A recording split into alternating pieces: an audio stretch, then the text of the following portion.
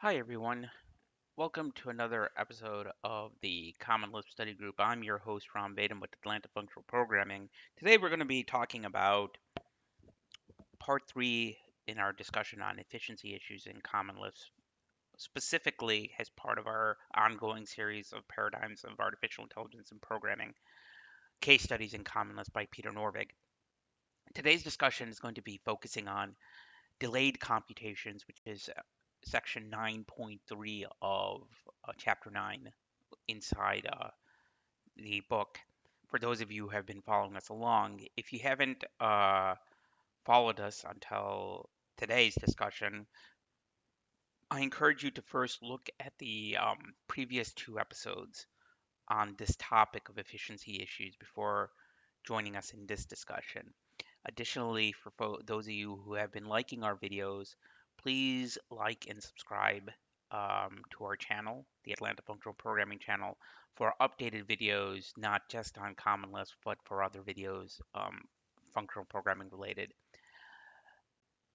To begin with, I thought I would start by just mentioning what this section kind of focused on, which is the implementation of delayed computation using a syntax that's very familiar to those of you who are from the scheme family, mainly delaying using the delay macro and the closure macro. And additionally, as you can see in the buffer there, we actually have a delay structure too that keeps track of this information. Now, the motivation regarding this particular thing has been dealing with the issue of um, specifically infinite sets, okay, where you don't want to necessarily enumerate all the elements because naturally, given that the name says it all, that it's an infinite set, you can't enumerate all the elements. You want to be able to at least be able to pick subsets at any particular point in time. At least this is the motivation that the book kind of mentions of this. I could see this has another sort of motivation to as well in many cases, especially since this book's publishing, book programming languages like Haskell have kind of encouraged and popularized the so-called lazy evaluated approach to actually creating computation. Now, um, specifically, uh, for those of you who are coming from that school, it might seem a little bit, what's the word that I'm looking for? A little bit strange that we're actually creating these data structures inside Common Lisp rather than using a truly purely a lazy evaluated language such as Haskell. In fact, this is how many of the earlier Haskell implementations and Haskell ideas kind of came through. They actually used this sort of design pattern, you will, of delaying a computation. And I believe, and those of you who know better than me, please feel free to put your comments in the YouTube comments. Let me know. I believe that a lot of the earlier compilers actually were written in various versions of Lisp and used and leveraged closures to actually implement what eventually been called thunks to actually implement lazy evaluation. One moment, someone's asking me to share my screen on our Jitsi channel here. My apologies from our Jitsi folks who are joining us. Didn't realize I wasn't sharing the computation. Um, so a lot of what we're going to be discussing today and a lot of this section actually goes in that kind of historical kind of like camp of essentially waiting until we actually need a particular computation and actually executing it.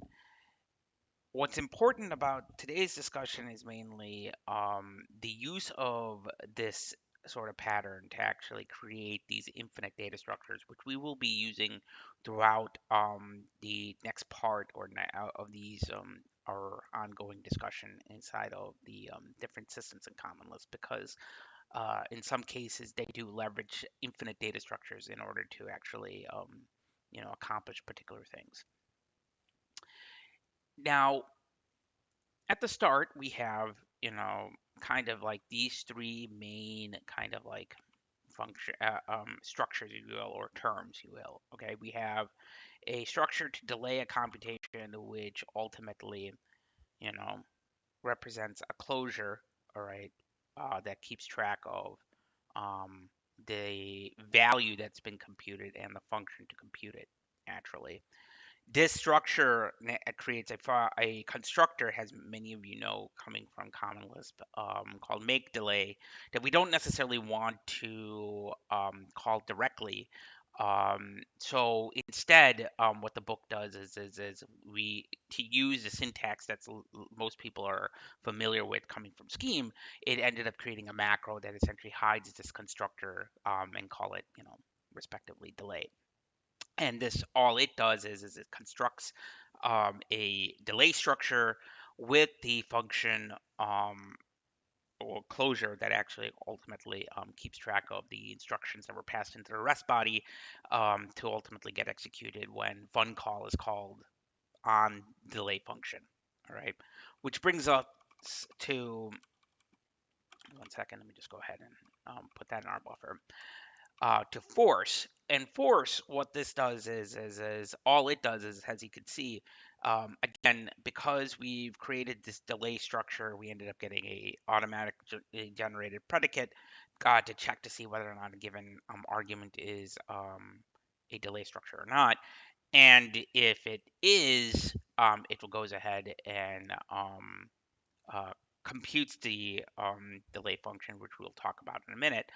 Otherwise, if it isn't, it'll just go ahead and return the X that was kind of passed in, just because we can't actually compute anything if it's not actually a delay structure. If it is a delay structure, then we know that it has two slots. One is the delay value and the function. Now, if the delay function still exists, at least this particular pattern that Norvig kind of created was that when we are delaying a function only for a one-time shot deal. So that means when we do compute it, we compute the value, we store it in delay value, and then we reset the delay function slot so we can't actually recall the function again. All right, and then we go ahead and return the cached value from the function. Okay, and what this creates is something a little bit of a actually 1 second here. Okay, of a interesting structure. So let's go ahead and create an example of this. So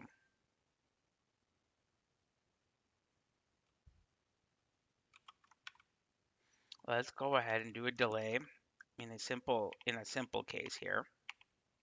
Let's do the example that's in the book. We execute print one. Print, by the way, actually returns the value that's actually being printed. And then what we'll do is we'll actually delay print two. Okay. So now when we create this, we end up creating a structure that looks like this. Okay. And what this does is it holds essentially, as you can see, that compiled function pointer there of print two. Okay, so and if we go and call now, uh, what's it? Force on second of x here, we'll see that it goes ahead and computes, calls print2, and it returns the 2 naturally from the print function. Now, if we call this again, because we've actually previously computed it, it's not going to actually compute it again and call print2. Instead, it's just going to go ahead and call, just give us the cache value and then return it, as we naturally can see inside of the prog-n here. The main thing to keep track of this is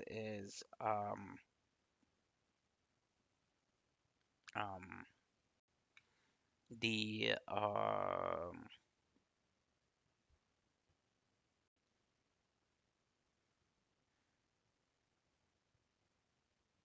fact that we are delaying, if we didn't actually call second x on the structure, all right, we would not have actually called func call at all, and the value nil will always be nil. That's what a delayed computation is, right? So I don't think I need to reiterate that again, but if folks tries to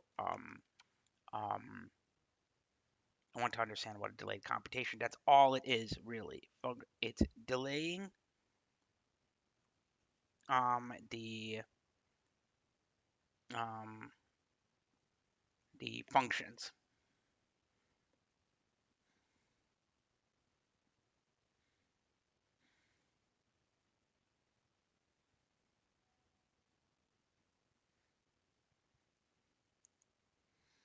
1 second here.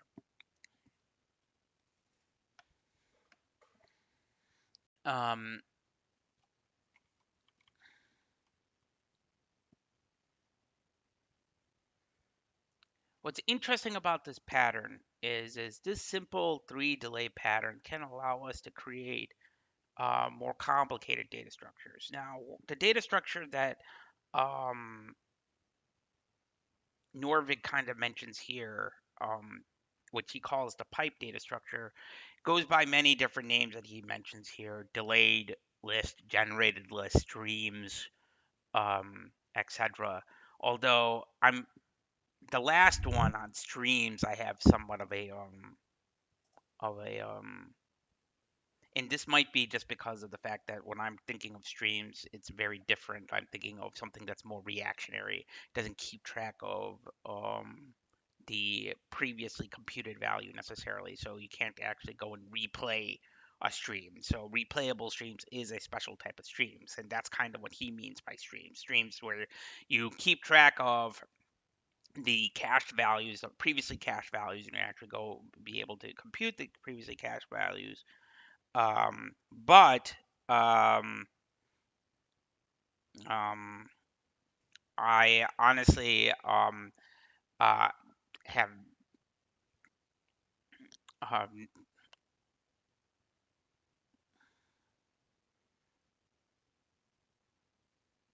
honestly don't know um,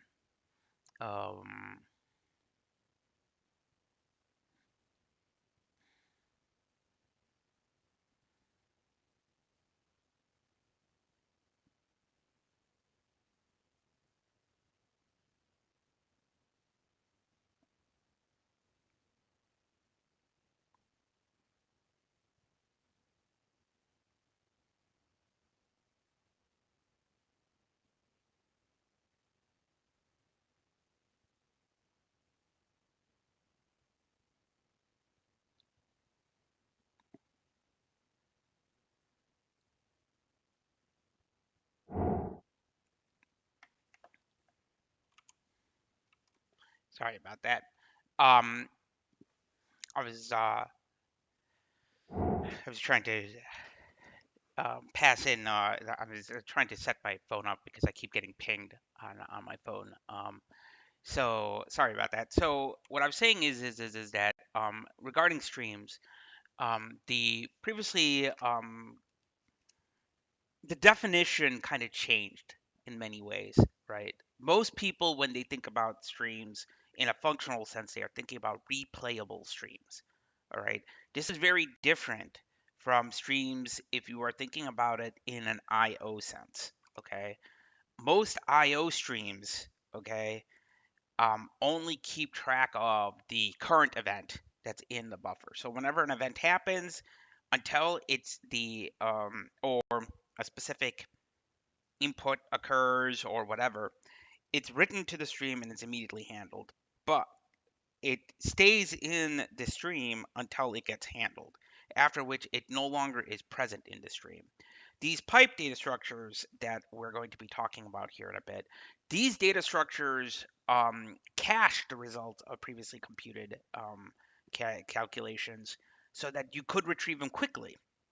Okay, and that is very much in the um, in the realm of replayability when you're talking about streams in general. That's kind of why I wanted to kind of briefly mention the distinction here, because it is, at least for those of us who came from, say, languages like, say, C or C++, where the first time you ever talk about streams is usually when you're talking about files or getting input from standard in or standard out, and so forth.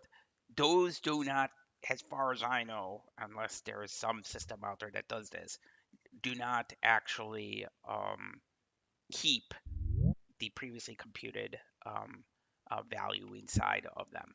Okay. Um, I hope anybody who who watches this, if they have questions, feel free to drop me a comment down there. And if there is a system that's out there that actually does something slightly different, um, let me know.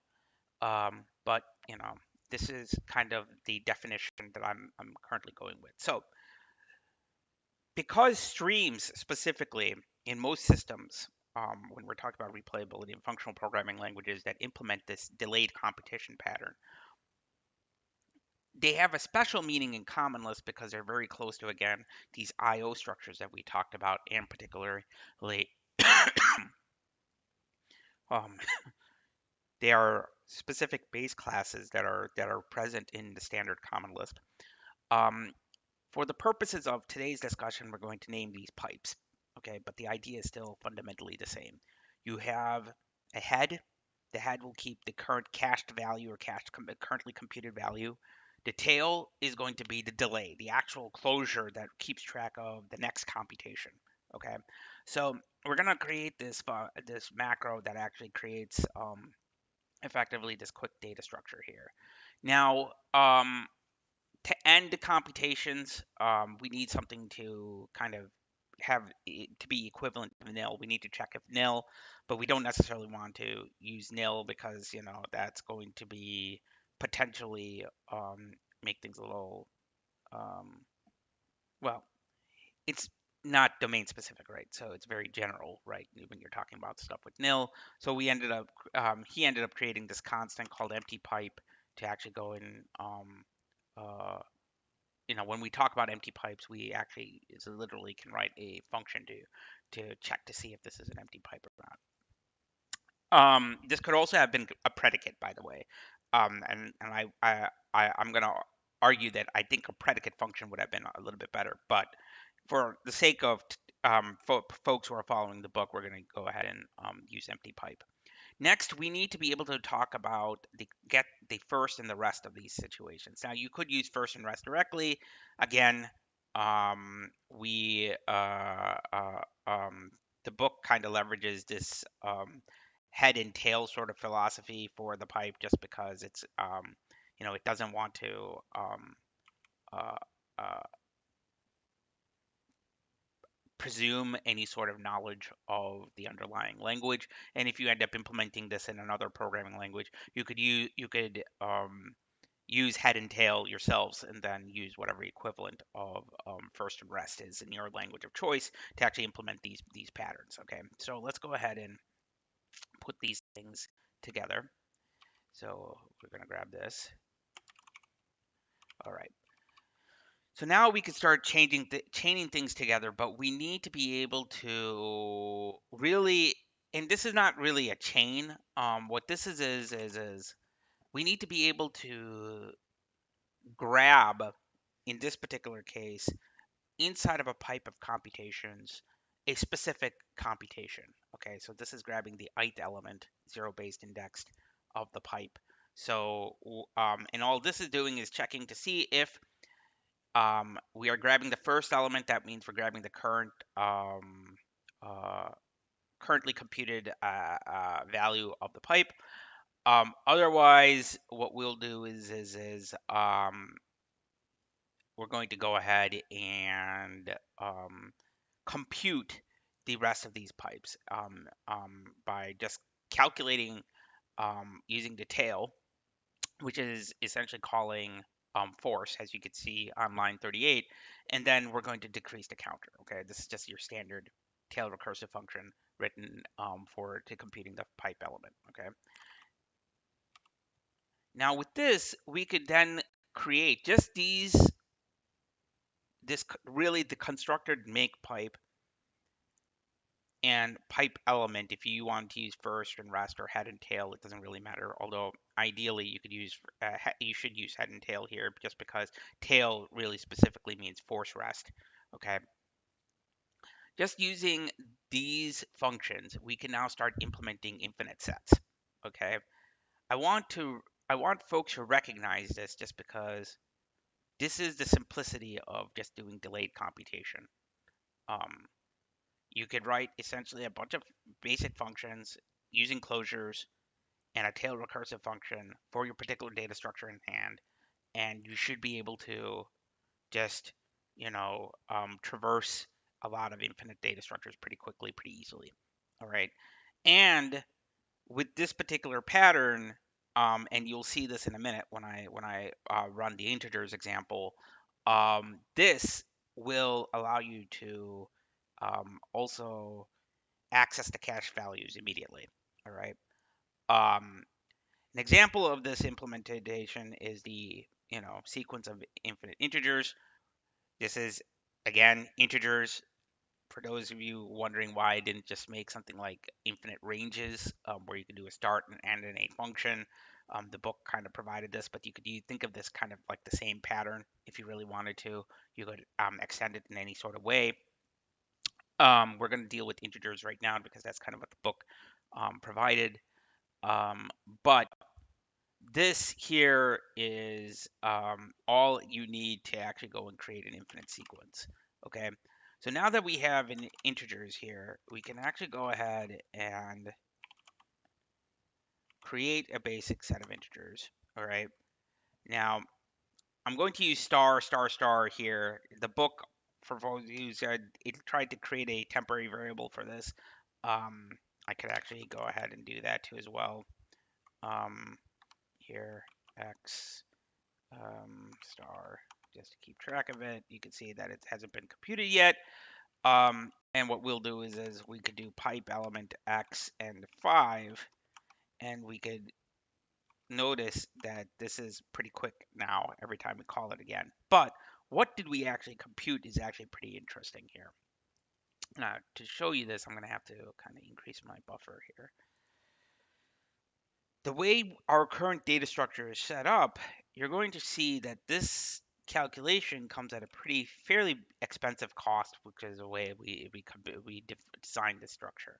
And that is we created a linked structure that essentially keeps track of a bunch of closures, right? Each one holding the previously computed value that it has. And what ends up happening is when you call pipe, it's going to actually go through and essentially do effectively the func call each time, which inherently will return the if it was already computed the delay value as we saw before, because of the force function.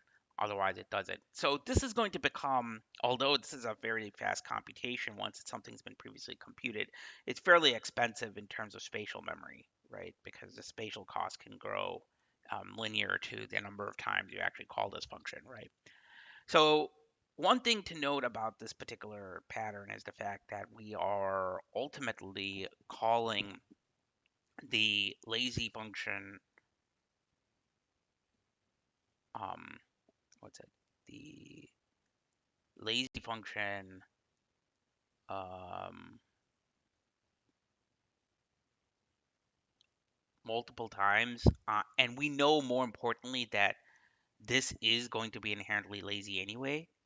So we could leverage this and create essentially a destructive update version, and that's what we're going to be concentrating on for the next portion of this talk. Before I continue, though, um,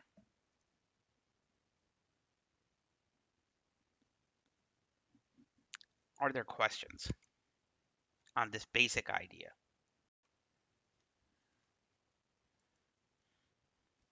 I know it sounds pretty simple for folks who've probably seen this in enough times, but I thought I'd at least,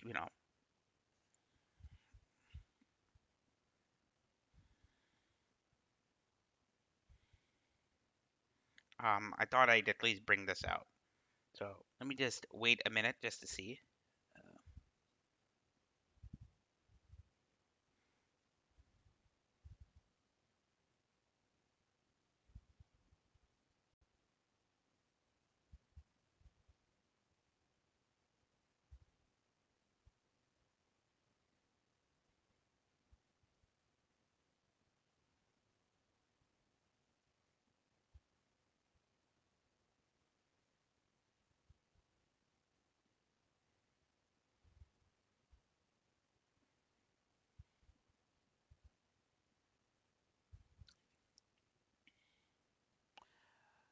All right.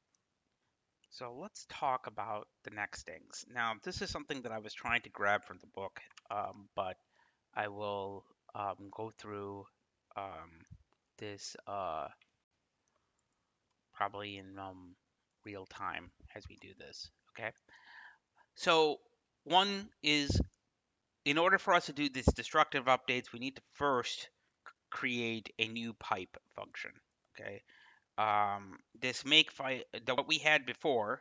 I'm just going to go ahead split this window so that you could actually see what we had before in the make pipe constructor is the following, right? So this guy right here is what we had before. Instead, all we need to do to change this up a little bit is um, we need to actually um, go ahead and create essentially a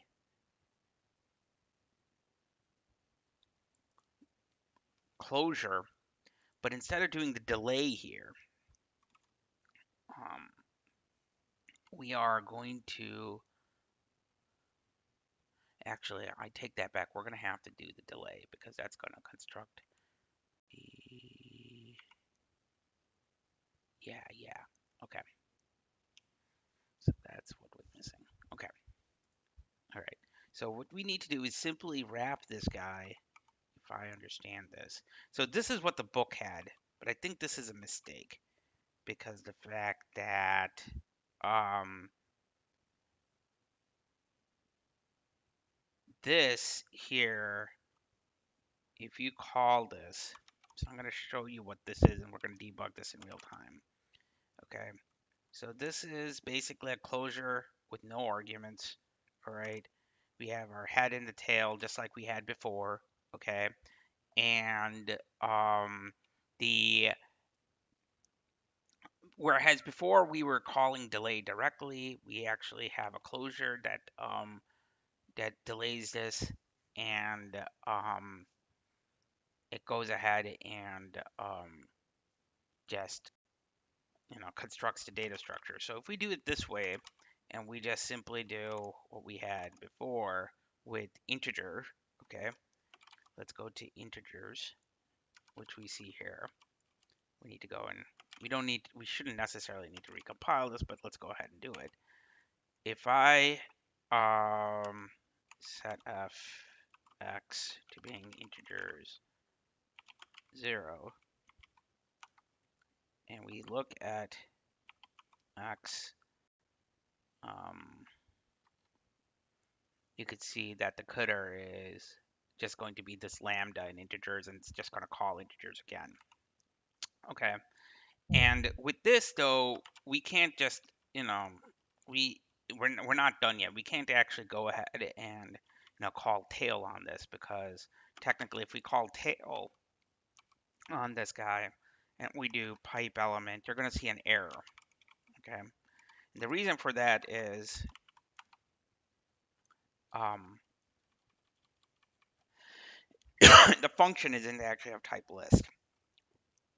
So we need to actually go ahead and recreate and define tail. But what does tail actually involve? Um, well, Let's go ahead and show this here. This is our new tail function. Okay, so we have our new make pipe and our new tail function. All this is doing is this is calling function p. Okay, so this looks like it's right on the rest of the given pipe. Okay, which again, this is a cons. Since this is a cons, we can call rest on here. Then what we're doing is we're actually going to recall set up rest to being whatever the current value is, and ideally this fun call is going to go ahead and compute um, the next cons, right? Because what rest is going to do is call make pipe again because we called integers, right? So let's see how this works. Okay, and we're gonna do something simple. Let's do this. Again, we haven't really changed anything. Let's do pipe element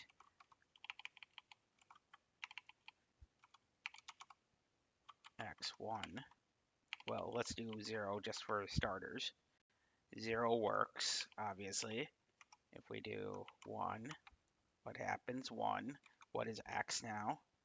You could see that x is now 0, 1 and goes on, right? Okay, it looks like this is working now. So let's do 5. You could see that we get x5, and it's 1, 2, 3, 4, 5 here. And the reason why this is working now is probably because of the fact that I had a mistake in my calculation. I must have had a corrupted image earlier when I did this.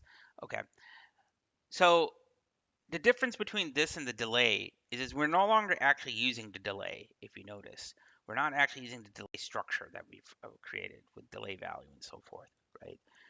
Because closures themselves keep track of state, and this is kind of the main thing that this is kind of showing us. We don't necessarily need a structure to keep track of the current function call, right? We could just simply create a function that essentially fun calls on rest, and then we could create these infinite structures almost instantaneously because of the fact that the way Common Lisp is structured, it allows us to actually go ahead and create these sorts of infinite data structures. Okay, and it's because of the fact that effectively this is a cons pair, right? The car is of this is actually, if we call car of x, you could see that this is just the first element, right? And the coder of x is just going to be the rest of the actual functional list. It is just still a proper heterogeneous Lisp list, if you want to think about this, right? But to the Lisp image, it is just a standard cons pair, all right? Um, so that's why on the left-hand side it looks like you have a list, but really it's just a dotted pair because of the fact that you're dealing with two different closures. All right. Um, let's try just very quickly if we can create finite lists with this. Okay. We actually saw this earlier that in our function signature, even though we never leveraged it up until now, that our integers can actually provide an end. With this, you can actually go ahead and create a finite integer list like so. Okay. The only thing is in order to make this a finite list is you need to go ahead and call pipe element. If you want to compute all of it up front, you could just call 1 plus the size of the list. And you could see that you get 0 here, but x now has everything computed. Okay. Um, so we have that.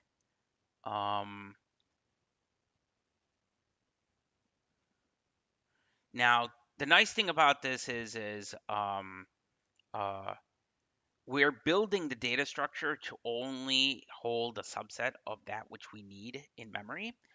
And in these finite list case, because we've um,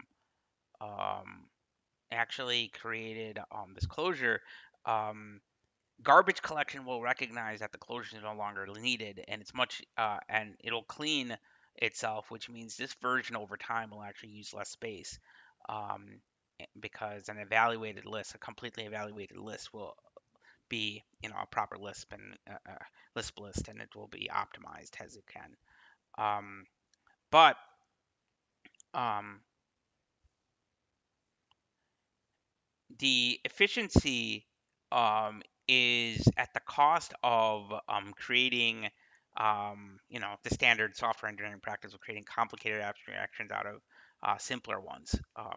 Because in the previous example, if you look at the delays that we did, the delay structure, we were able to create a more complicated data structure, pipes, out of the simpler data structure, delays, and we were able to create these complicated infinite lists pretty easily.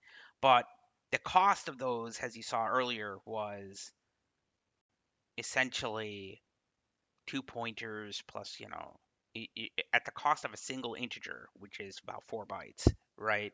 You now have, um, for each integer that's computed, it's 4 bytes plus 8 bytes, because on a 32-bit architecture, or 16 bytes on a 64-bit architecture, for every computed integer, just merely because of the fact that you need to keep track of the function pointer that needs to, or closure in this case, that keeps track of the next computation, right?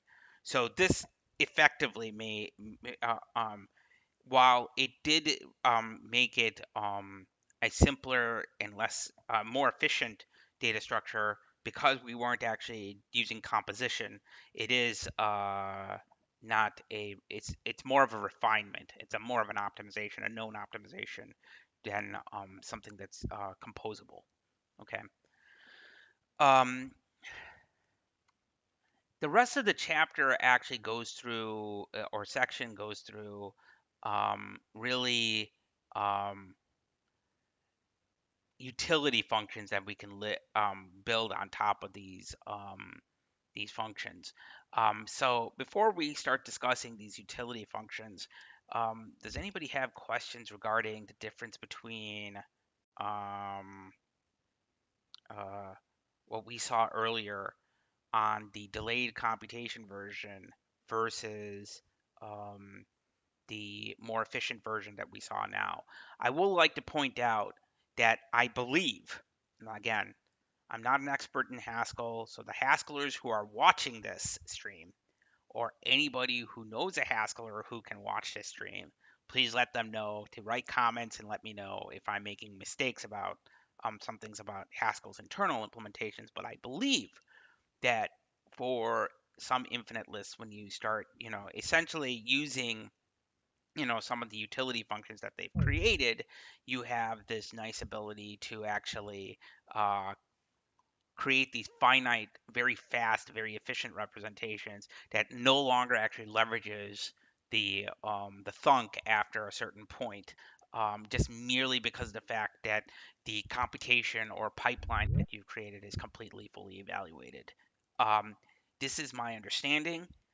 I'm not going to say that I fully, completely can confirm what I've just said, but I'm almost certain that all Haskell implementations does the same thing for their lazy evaluation. So this pattern here is generic enough,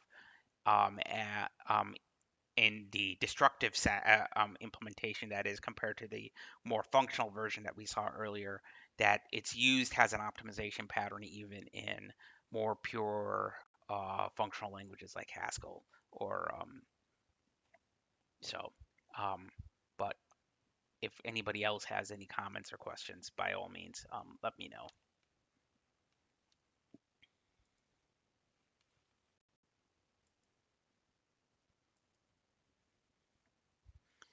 All right. Okay. So I'm going to first write out the signatures of the um, two functions that I'm going to be going with. Actually, maybe three functions here. Yeah. let's just go through these three utility functions, and then we could start leveraging these later on. My By the way, for folks who are following along, a lot of what we're going to be talking about here is going to be leveraged when we start talking about some more advanced uh, use cases. Specifically, when we start talking about infinite data structures, which will especially be useful when we implement Prolog, um, because Prolog is a bunch of facts that could be implemented fairly efficiently using an infinite data structure. And especially that infinite data structure implementation will be useful when we start implementing some stuff in Prolog related to backtracking and how to write backtracking algorithms for logic programming, which I know might excite some folks to start working on, but we are not that far ahead yet. We need a couple of things ahead of time. So, but I want to at least entice you to follow along and, hopefully uh, give you some encouragement on some future episodes that we're going to be bringing up that leverages this material. The first thing that we're going to be writing is a function called enumerate. What does enumerate do? Enumerate, what it's doing is it's going to count uh,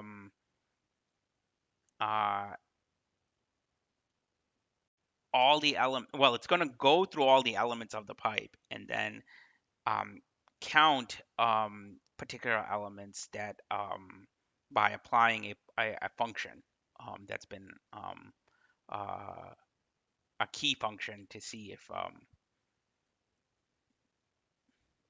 what's it um, that that allows us to essentially um, keep track of the number of times. So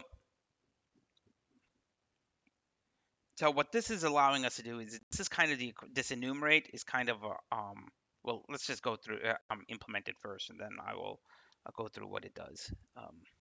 Give me a second here. Um,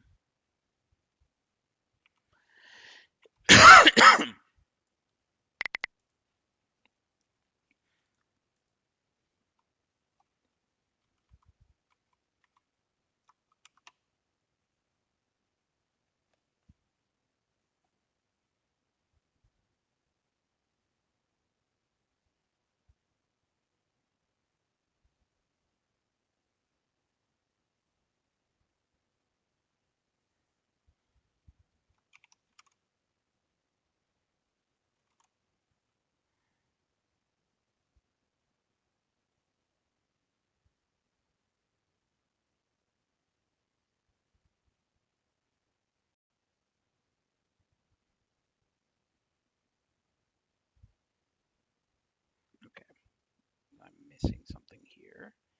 Let me just go ahead and grab that. So we need the pipe data structure key, count key, and naturally the result is going to be the pipe, the default. And what this is going to do is it's going to go through either all of the functions, I mean elements, or the count of the elements um, of the pipe, and return the pipe as a result by possibly applying key. Okay. So what this does is we check to see if we're dealing with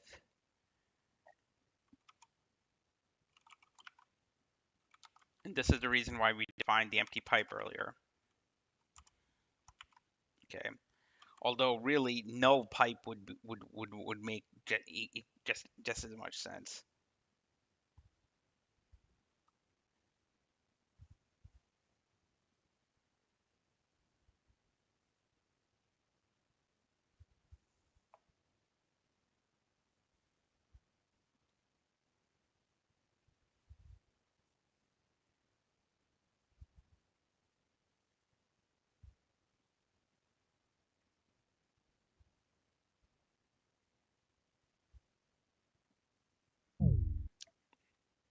So by the way, we'll make some changes to this potentially just because I don't know if count is 0.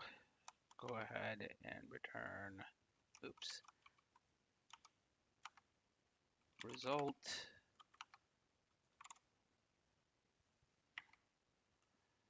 Otherwise,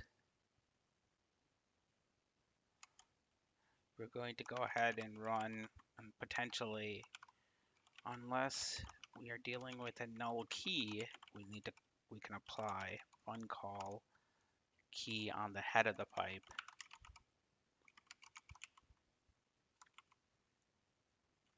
Okay.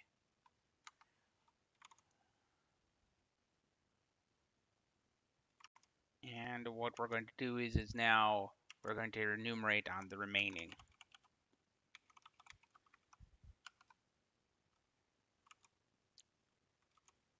Tail pipe.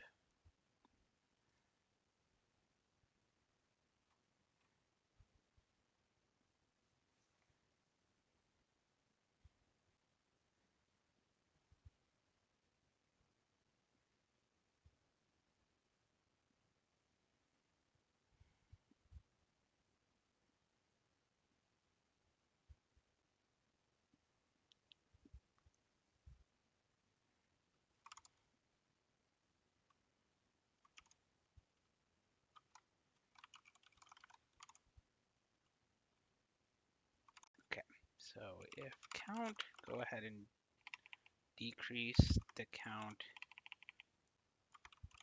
by 1. Okay, I really think we could do when count here. I don't know why this is. There's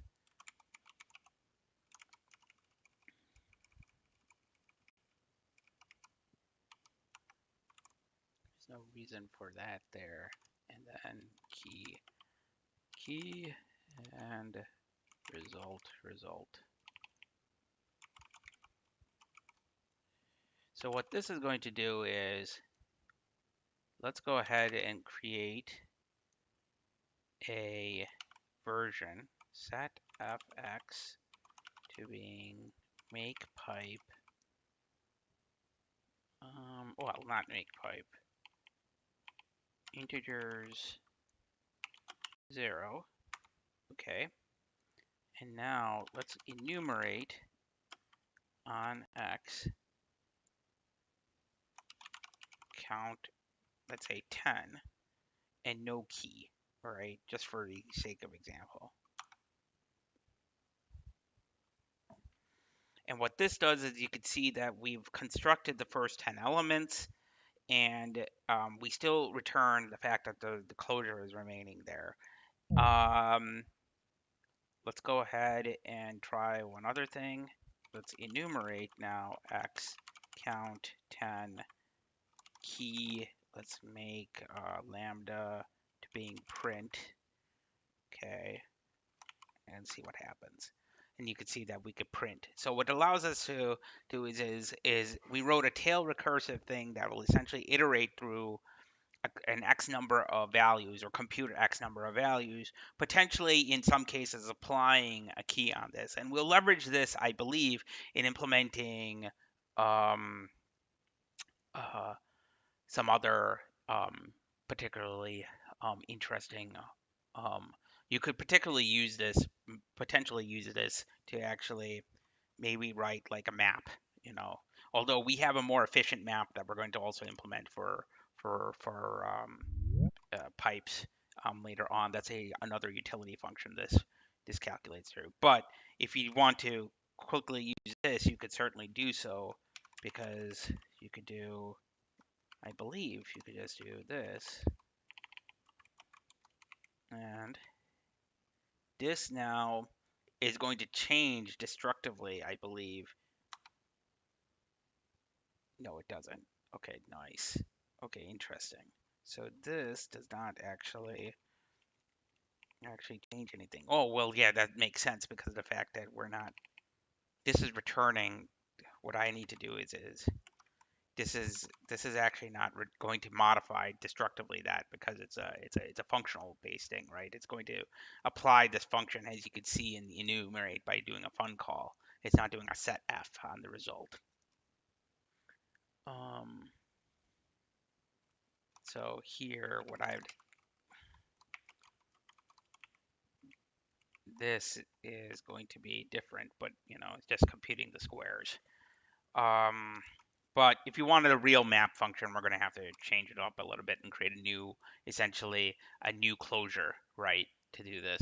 But before we do this, we're going to actually uh, do another thing, which is we're going to implement a filter um, that allows us to essentially, um, what's it? Um, Create a subset of the pipe that satisfies a particular predicate. Okay, so what this looks like is the following. We have a filter that takes in a predicate and a pipe, and what we do is we call if fun call pred on the head of the pipe. Okay, so that's just checking to see if the head of the pipe satisfies the predicate. Then we can make the pipe where the head is going to be still the head of our current pipe, okay, and the tail is going to be essentially the tail recursive, right? We're gonna just call the predicate on the rest, right?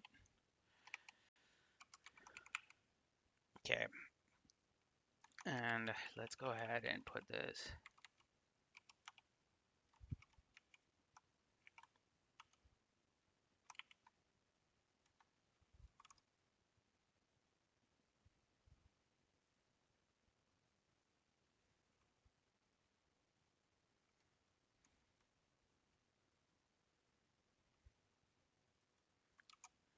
filter the predicate on the tail of the pipe. Okay. So naturally, most people can understand that if this fun call is false, then it shouldn't be part of the result. So we need to call filter on the rest of it, right? So the nice thing about this is now we could create, say, integers, right? Here, okay. Let's say we do a quick set f x to being the filter on the evens of the integers from 0 to 10. Okay. So now we now have filter, right? And most people could see that this is pretty straightforward, right? We could just call enumerate on this count 10, and you could see that this is actually going to be a problem because of the fact that we don't have we only have 5 really integers here that we can on the finite list, and the list is going to is kind of done, right? Um, so um, so this second here, if we call filter every time, it's not going to actually help anything. So, but if we use filter like take in other like in Haskell, we could do this, and then we could just do enumerate x count 20, and then you can see that we've computed the first um, 20 integers, sorry, 20 evens, excluding 0, of course.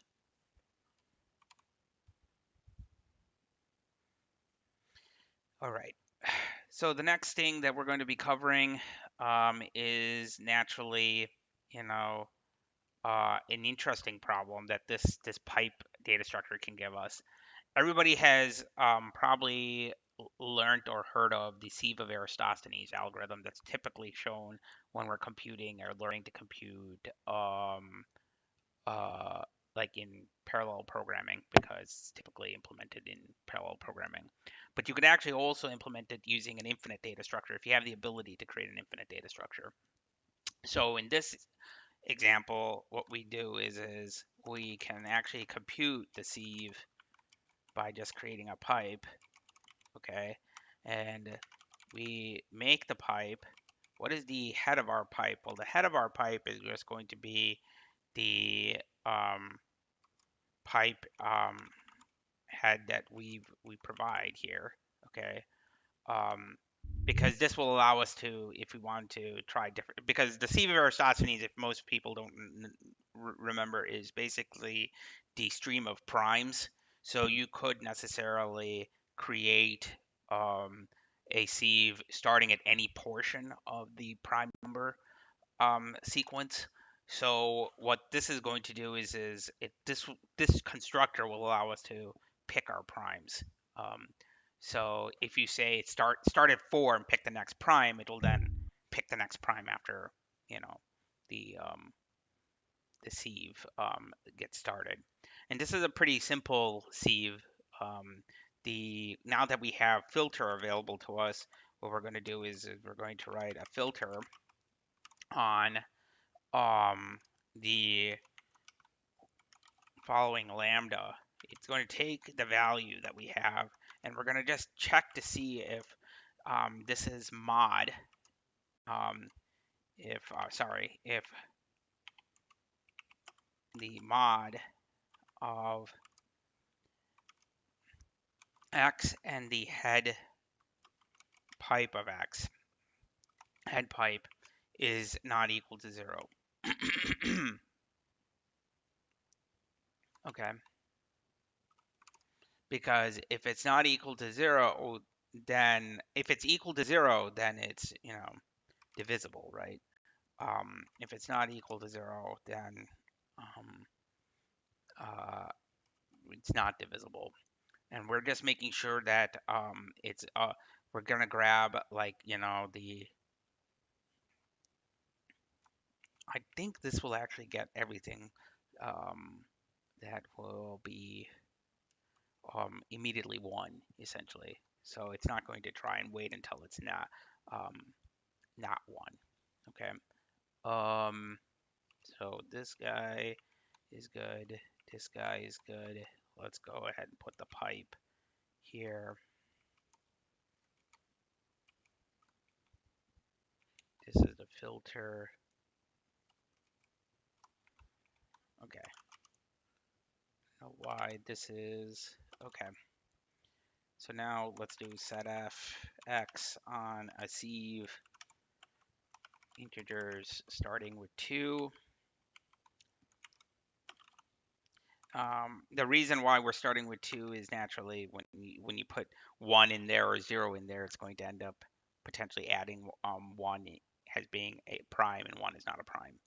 1 is the identity number. So then we can use enumerate here, starting with x, count for the first 10, and you could see that we computed the first 10 prime numbers using the sieve.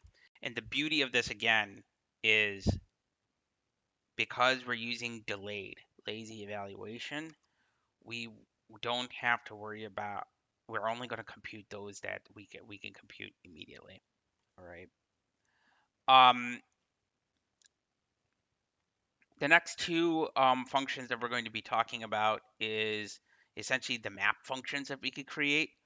The first map is going to be kind of eager first, lazy rest sort of approach of a map. And then the next two is going to be related to handling uh, other variations.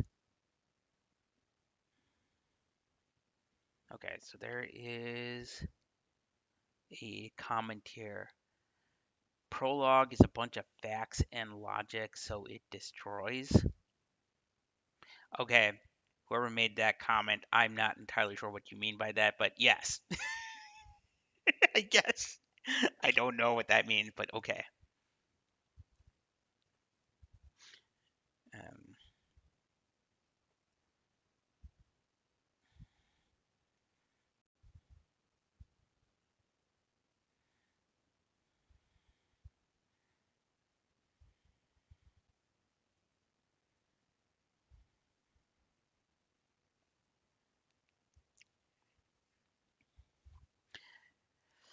all right. So let's see how there's a meme of things being destroyed by flags and logic. Ha ha ha ha ha. Okay. All right.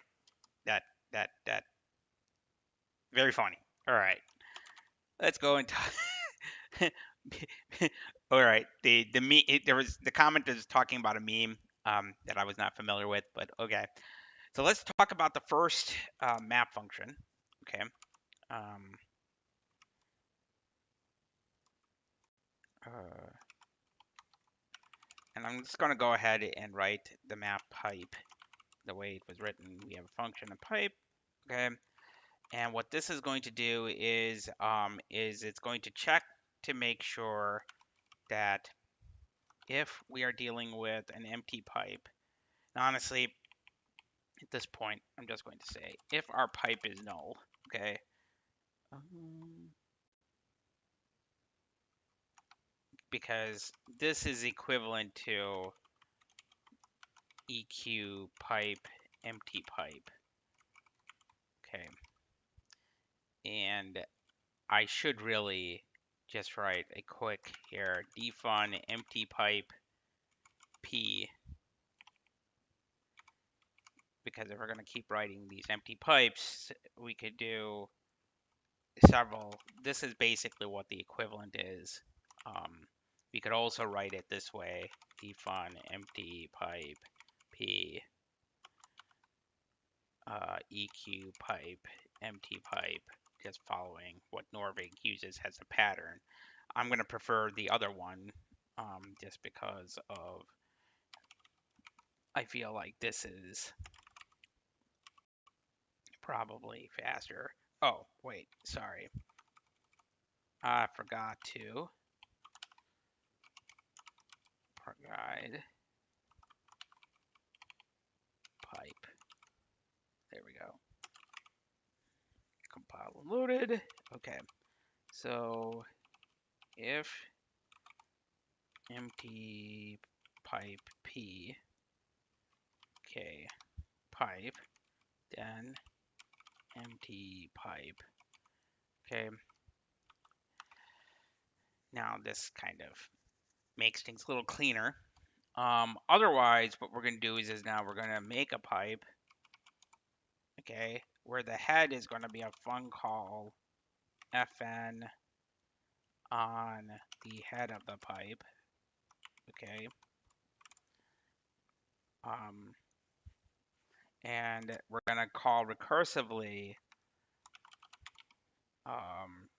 map pipe,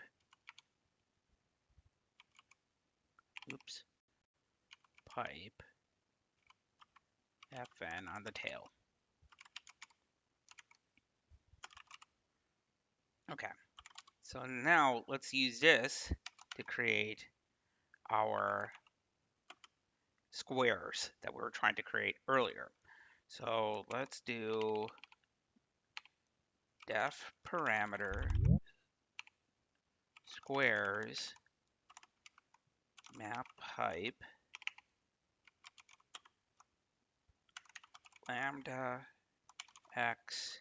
And for folks who are wondering why I'm not using hash quote, you don't necessarily need to use hash quote on lambda passing it this way. And our pipe is going to be integers, let's say 0, and that's it. Go ahead and do it. Enumerate the squares to compute the first 10. And we got our squares. Bada bing, bada boom. We got that. We're good. We're going to Another thing that we may want to do, especially if you're dealing with, let's say, two pipe data structures are finite, you may want to return a pipe that appends the elements of one pipe to the elements of another pipe. Okay. um, so here in this function, we have the fun append pipes. Okay. And again, we have two pipes x and y. Naturally, if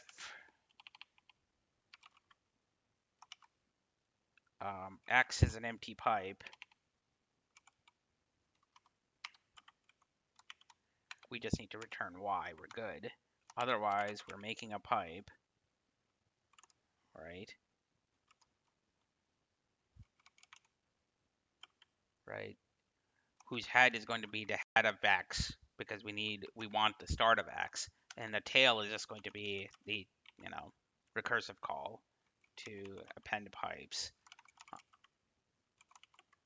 and y. And that's it. So now if we do, let's say, set of x being integers from 0 to 10 and def parameter y being integers from 11 to 20, we could then do append pipe x and y and enumerate star count 20. And ooh, this does not look right. Ooh.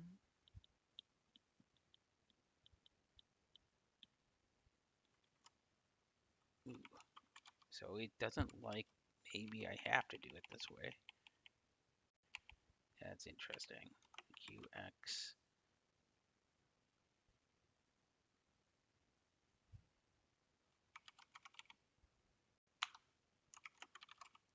I'm a little surprised that that was wrong. Let's do this again. Okay.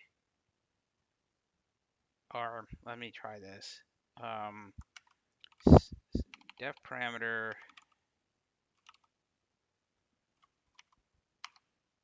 z being append pipes x and y.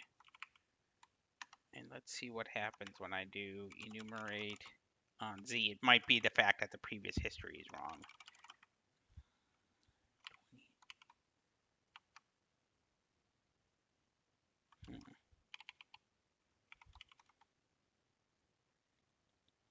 Nope.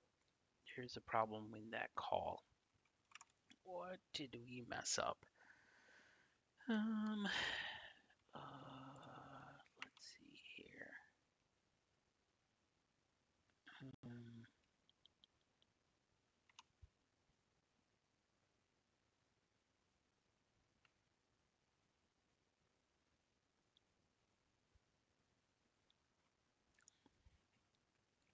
Append pipes is interesting because that should have actually done what I expected it to. Append pipes.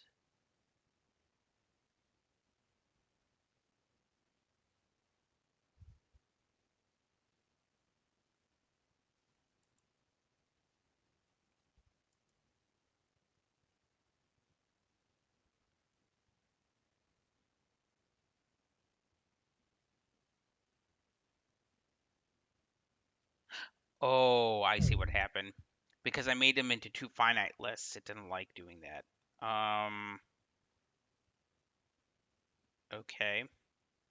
That's interesting. That is particularly problematic. Um,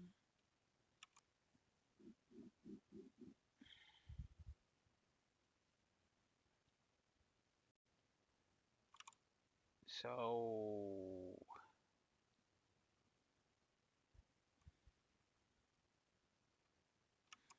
what we may need to do is do this.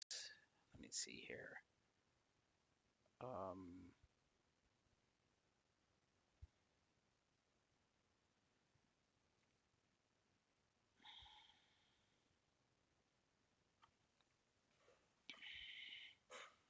let me try one other thing.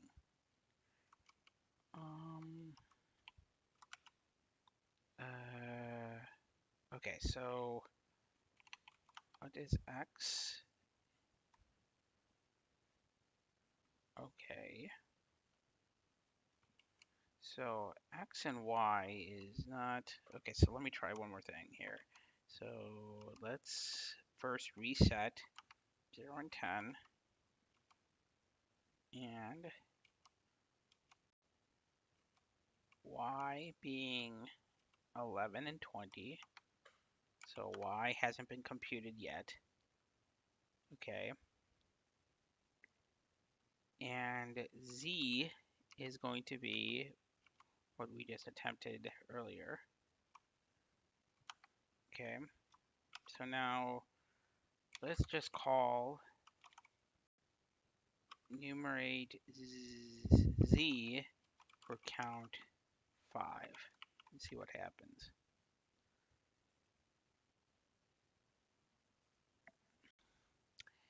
Interesting. Oh, I see. Okay, so the reason why append pipes is because x and y have not yet been completely computed, right? So x is 0, 1, y is going to still be 11. So the only way this is going to actually work the way we expect it to is if we give it finite lists up front. So, um, so let's do this again just to show what I mean by this. Okay, let's say that we start with this again, and let's go ahead and since we've already computed y, let's go ahead and set y and set f.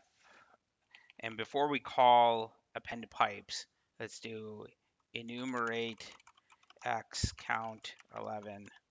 Okay, enumerate y count 11. Okay, so now y is that, x is this. If we call set f z append pipes x and y,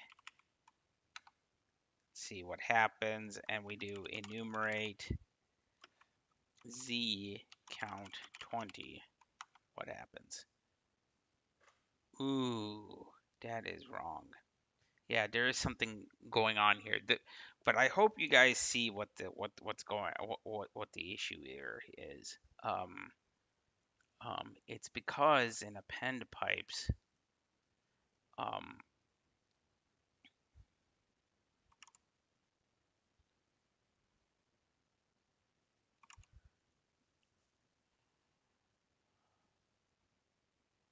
the tail isn't actually computing. So what happens here is we start with 0, okay? X is not 0, so we go ahead and throw 0 here, and then we call append pipe to 1 here, right? The next time it's going to call makes X, it's calling,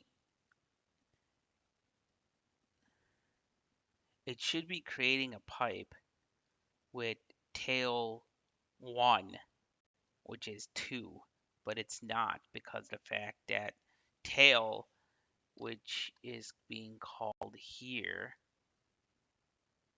is providing just the rest. It's not actually calling fun call here.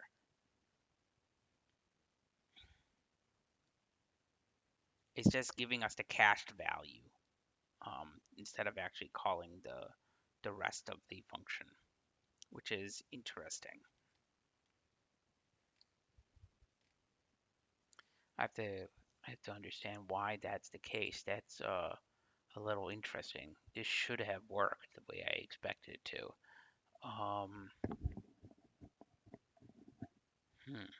Okay, we're gonna do some printf debugging here. um, let's do this.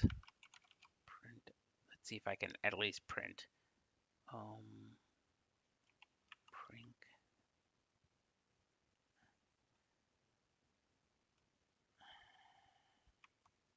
I hope this will allow us to actually print the source code rather than, well, yeah. Let's see what this does. What print normal does. Okay. All right. So let's do append x and y. Okay, so you see x is that. Now let's say enumerate z, count 5. You can see that the tail is always going to be 1, 2, 3, 4, 5, 6, 7, 8, 9, 10, which is wrong. It's not actually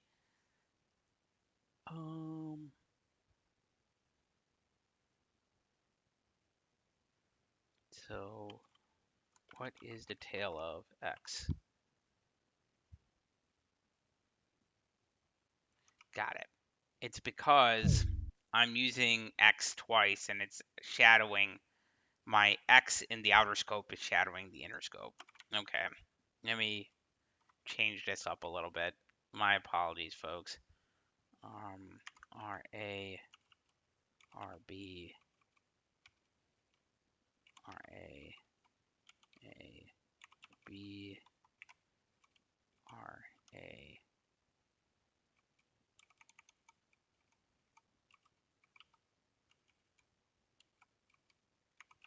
B. Okay, try this again. Boom. Okay, so now if I do enumerate 5, you can see now it's working the way it's expected to. Did not realize the shadowing was happening until I saw it there. I was like, huh, okay.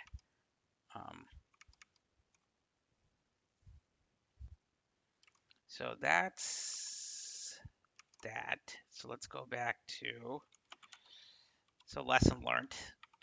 Let's not use, I need to use, once again, because I'm using globals, I got to remember that they're going to get shadowed in if I'm not too careful because everything is defined in the CL user namespace.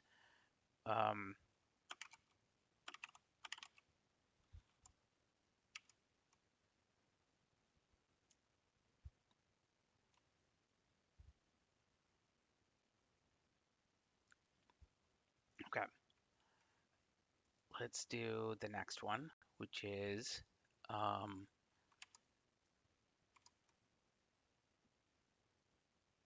append, but mappend. With append being available now, we can actually lazy map over a pipe, slowly appending the results. And the way we do that is we're going to create an mappend, just like mappend pipe. That's going to take a function and a pipe. Okay, and then if empty pipe p pipe, then we have an empty pipe. Otherwise, we make a pipe by calling, well, first, actually, what we have to first do is create a let here. We let x be the fun call, and it might be useful for me to do this unintern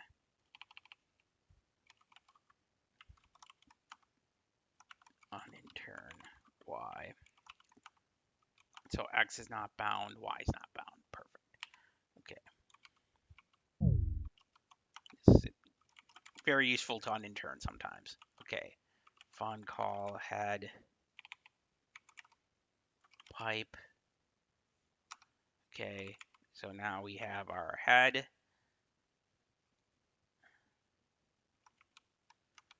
Okay. And we're going to use this to make the pipe. Okay, make pipe head X, because that's also a pipe. And we're going to call append pipes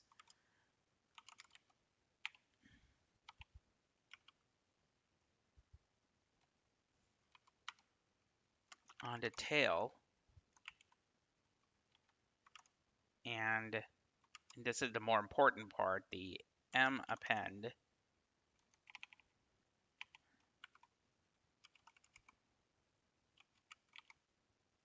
pipe function on the tailpipe.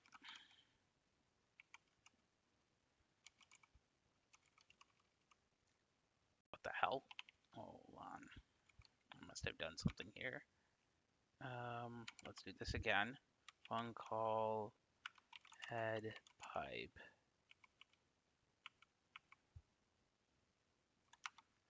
Okay. Now make pipe head X.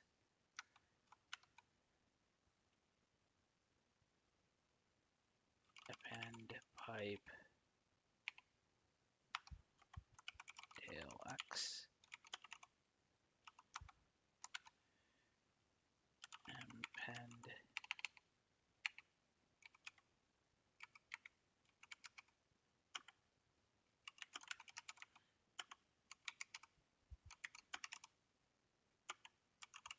Okay, so let's check this guy out to make sure that we have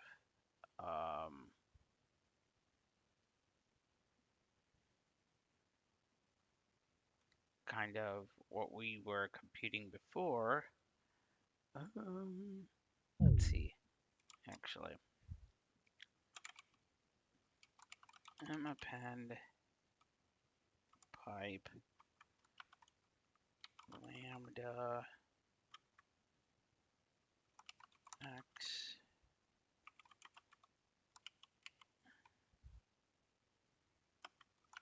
integers 0.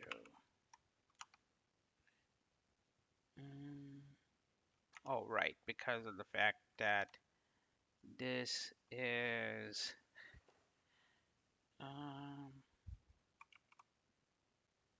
because this is not a list. This is not going to work the way we expect it to. I have to come up with an example. This is okay. I didn't want to cover this piece just because we're reiterating what we've done here, but one thing that we can definitely do with this is re-implement essentially uh, stuff related to chapter 2, which I think I have with the bigger grammar. Let's see. Generate all. No, I didn't implement those. Okay. Yeah, so this append in the book was leveraged to implement generate all and combine all pipes, which honestly, if you guys read it, it's pretty straightforward about mapping the pipe and appending the pipes. Um, let me actually try one thing here, which is another one. We have an append. Well, we wrote a on 45. Let me see here if I can grab that very quickly.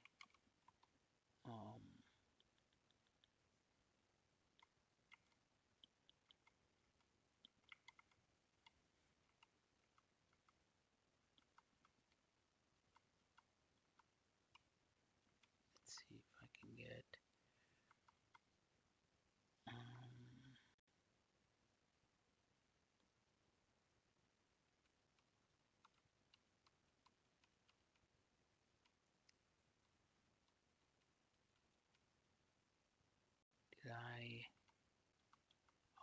second here. I may have missed one thing here. This is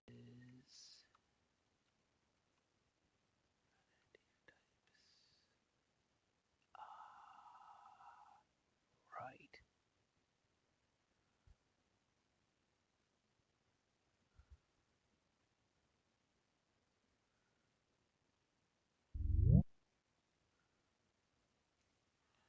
Okay, so what we need to do to illustrate this is we need to construct essentially a new pipe. Okay, so let's try that. Let's do here.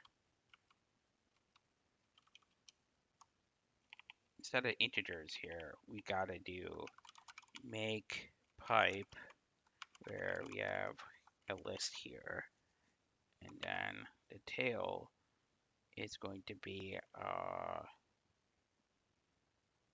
essentially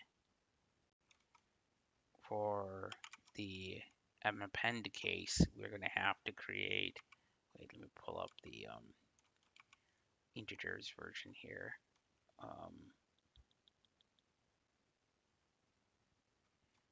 Right. So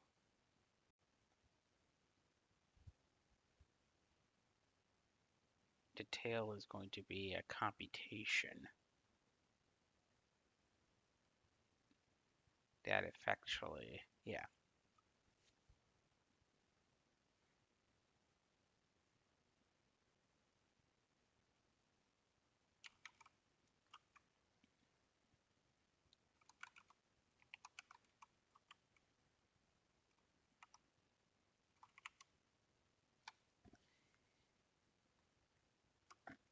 And what this is going to do is just basically be a lambda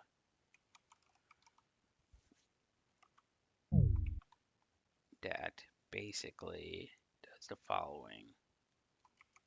It keeps track of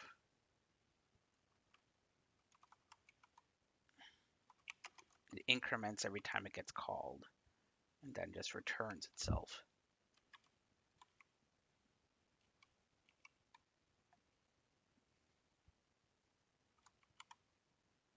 Let's see if this works. One is not of type number.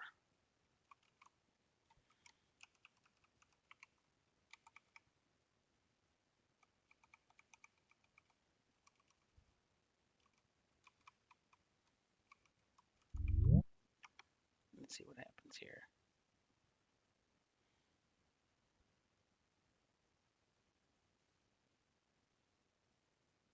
Oh, right. I have to do this. It's not this.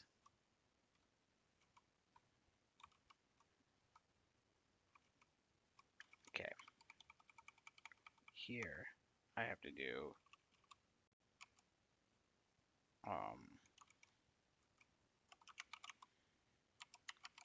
we're going to return a list, car x, and car x. I'm not using first here. My apologies. I just habitually using car. All right. All right. So now, let's see. Set f z to star. So z is now that. Enumerate z with count 5. See what happens. Okay, it's not of type list. Okay, so there's some issues with how to compute essentially mappend, because what we're doing is we're essentially doing map car. Mappend is append pipes is basically trying to append two lists, and unfortunately, right now I'm not computing the list here. I have to go and debug why that's the case, why I'm messing up here on this one very quickly. But the last two sections here really is just it implementing the examples that it was using for Append basically is just rewriting our grammar example that we touched base on it.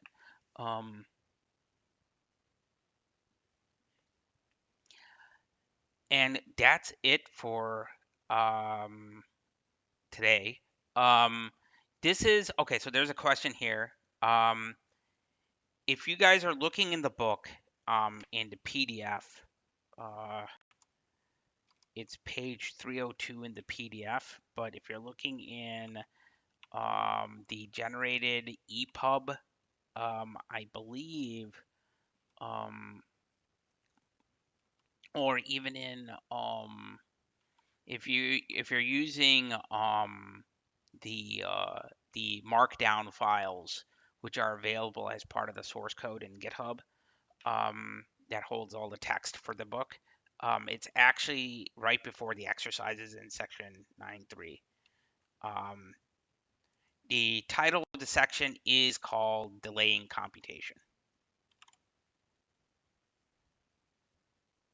Okay. And with that, that's the end of today's episode. Next week, we're going to be covering the last section of this, which is going to be uh, related to, hold on, I'm forgetting what the name was, indexing. And we're going to be talking about data indexing and efficient indexing, and instrumentation, which is going to start talking about some of the stuff that's inside not just our own Lisps, but how do we instrument code would be very useful for not just for function call, but for other things too as well. So section 9495 is going to be next week. Um, and with that, I hope you guys enjoy your Monday evening. Thank you for joining us. Um, for folks who are still in the Jitsi, please stay on the line after we're done. Thanks.